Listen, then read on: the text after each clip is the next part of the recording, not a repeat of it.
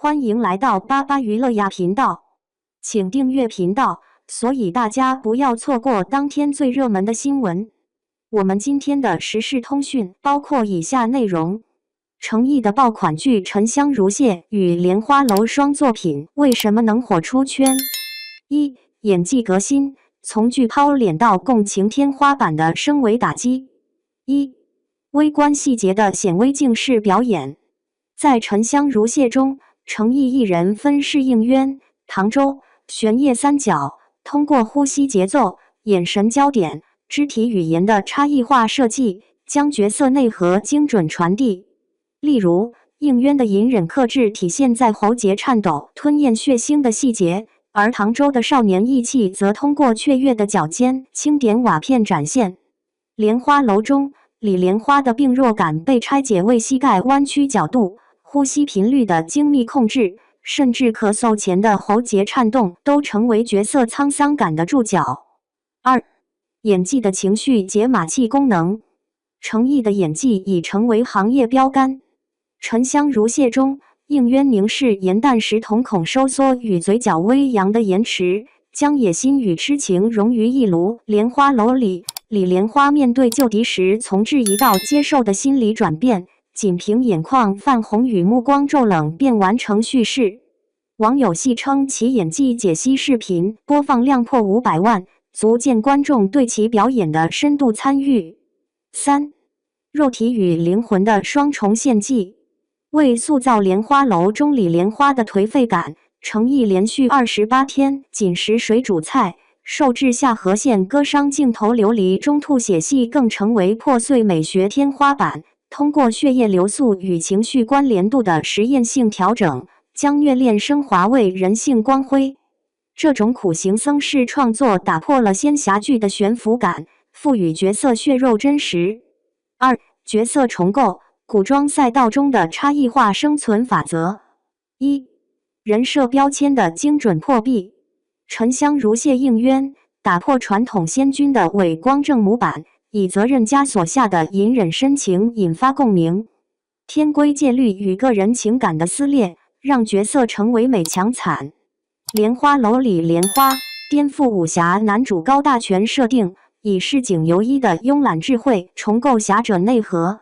其放下仇恨的江湖哲学，精准切中当代年轻人的精神内耗痛点。二、叙事功能的范式转移，两部剧均实现从流量密码到文化符号的跃迁。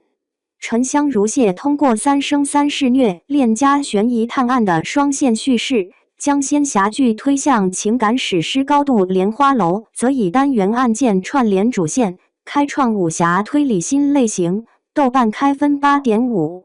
三、反套路化的情感表达，诚意善用留白艺术替代传统煽情。如莲花楼中李莲花与李相宜的10年重逢，仅以沉默对视与颤抖指尖传递沧桑，避免台词堆砌。这种此时无声胜有声的处理，让观众成为角色内心的共谋者。三、市场定位，精准狙击 Z 世代审美需求。一、视觉美学的沉浸式体验，服化道革新沉香如屑的银白长衫加冰裂纹特效，构建仙界幻境。莲花楼的蓝衣葫芦配饰加写实江湖场景，强化市井烟火气。动作设计升级，李莲花的以剑为笔招式融合书法美学，应渊的飘逸剑舞结合敦煌飞天元素，将视觉奇观转化为文化输出载体。二、价值观的精神锚点效应，两部剧均暗合世代的情感诉求。沉香如屑的爱是成全命题，解构传统仙侠的牺牲叙事；莲花楼的法理之外有人情台词，被法律博主广泛引用，形成武侠普法现象。三、反流量运营的慢综艺策略，诚意拒绝综艺捆绑，通过工地杯台词路透、剧组盒饭 vlog 等真实片段维持热度。麒麟黑料体制与粉丝的考古是追星如整理10年读书笔记，形成独特互动生态。四、行业启示，内容为王时代的笨功夫突围。一、长周期制作的慢工出细活。二、演员与角色的双向成就。程毅的戏疯子属性如琉璃、威亚断裂，仍坚持拍摄与角色困境形成镜像。